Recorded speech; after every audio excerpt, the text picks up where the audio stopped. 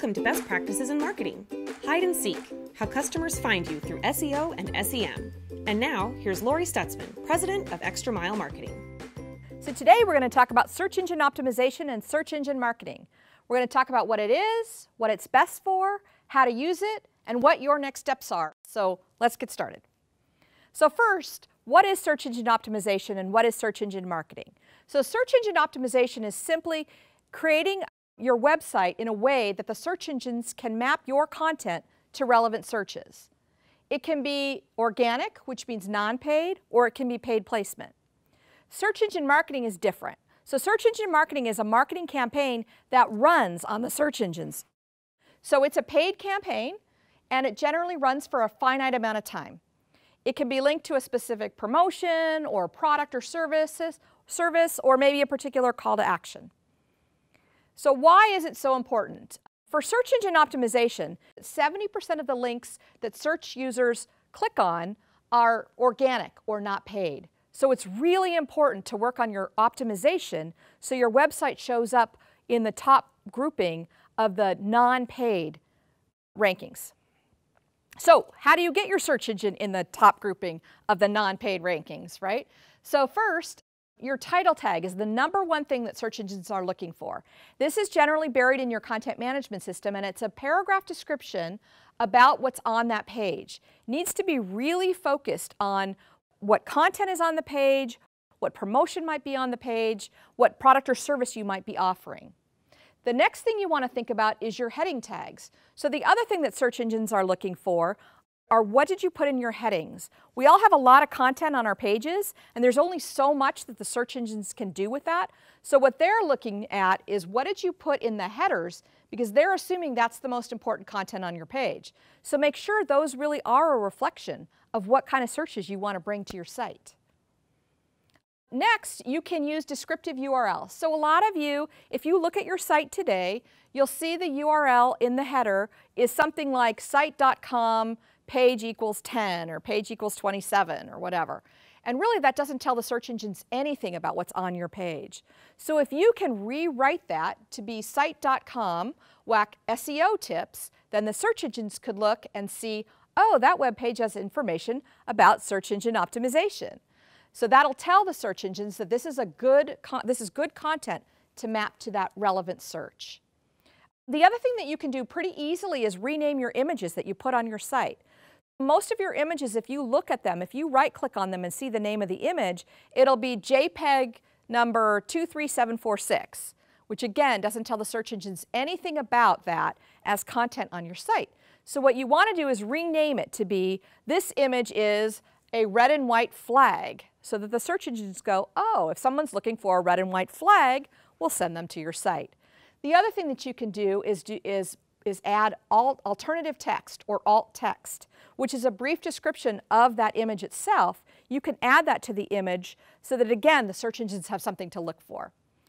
The next thing I'll say is that the other thing that engines are looking for are links in and out of your site. And it's not all about a lot of links, it's about really quality links. So you want to try and link with people that have a lot of traffic on their site and then have them link back to you.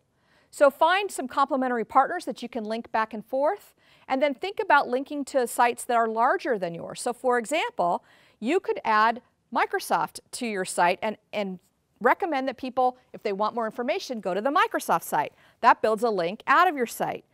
But then even more important, you could get people that go to the Microsoft site to come to your site if you do a really good job with your pinpoint profile, and people look at your pinpoint profile and then come to your site.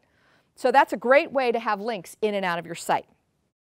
Next thing is, don't forget about integrating your social media. So a lot of you already have company pages on LinkedIn, for example, other social media sites.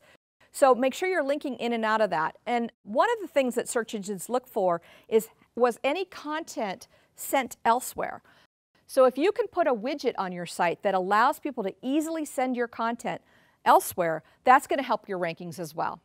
And then the final thing I'll say is that you want to use landing pages. If you use a landing page, you're going to have very specific content that's going to map to specific searches that are out there, and that's going to help your rankings as well. So now let's talk about search engine marketing, where you're actually creating a campaign. And a lot of you have not done this part yet. A lot of you have done a little bit of SEO, but maybe haven't got into the SEM side. So first, all you want to do is sign up and get an account on whatever search engine you're interested in running on. We used Google and Bing as our examples. First, you want to set up your campaign. So you put the title of your campaign, something very simple. You want it to be very focused. Think billboard, not white paper. You want to think about what 4 words describe your campaign. And then you want to set up your daily spending limits. And that's what's really nice about search engine marketing. You can control the amount you spend on a daily basis. So if you only want to spend $25 a day, you can do that and you can measure your effectiveness. Then you want to build a keyword list. So you want to put together the list of keywords and key phrases that you think your prospects and clients might be searching on to find you. And if you put some of them into a search engine, actually it'll give you a list of other keywords and phrases that you should be using as well, because those are the things that are coming up in the search engines that they find. You want to use both broad and specific search terms, because they're going to vary in terms of effectiveness and in terms of price. So a lot of you want to put things in like hosted email, which is fine, but there's a lot of people who put that keyword in. So if you're a hosted email provider that specializes, say, in the insurance industry, you might want to put hosted email for insurance, and that'll actually reduce your cost per click, and it'll increase your effectiveness, because people in the insurance industry will know to come to your site. So speaking of cost per click, the way that you pay for search engine marketing is auction-based. So you have to put in the maximum you're willing to spend to get the highest position on the page. And what we find is the cost per click can be anywhere from 50 cents to $5. So it's a huge range. And it can go way over $5 depending on how broad your term is. We also generally find that if you do a number of search terms, your average will be about $1 per click. So then you want to create your ads. So you have to put just a 1-line header, and then you have a very brief description after that. So you have to think about how short can you keep your message and still have people get what it is that you want them to know about your company. And then you also want to make sure that you have a call to action that's strong, that will maybe bring them to your landing page. So next you want to set your bids. So remember I said it was an auction kind of atmosphere. You want to set up your bids, and most of the search engines have these bid estimator tools. So if you put your bid in, it'll give you an idea of how you're going to be ranked based upon what other people have bid. So you have a good sense of it. And keep in mind that you don't need to be in the #1 position to be effective. You just need to be on the #1 page. Okay, so a couple quick tips for search engine marketing. When we do these campaigns, we always try and run a couple of different ads for testing. You saw, I just showed you, there's only 4 steps to setting up a campaign. Super easy, so you can run 2 or 3 different campaigns simultaneously and see what's the most effective. You can also be building specific landing pages for each of your batches of keywords, so that there's an immediate payoff from the keyword that you put in to the landing page. And then of course install conversion code tracking software so that you can measure how effective your ads are. So here's an example, quick example. This is a Microsoft partner, Rackspace.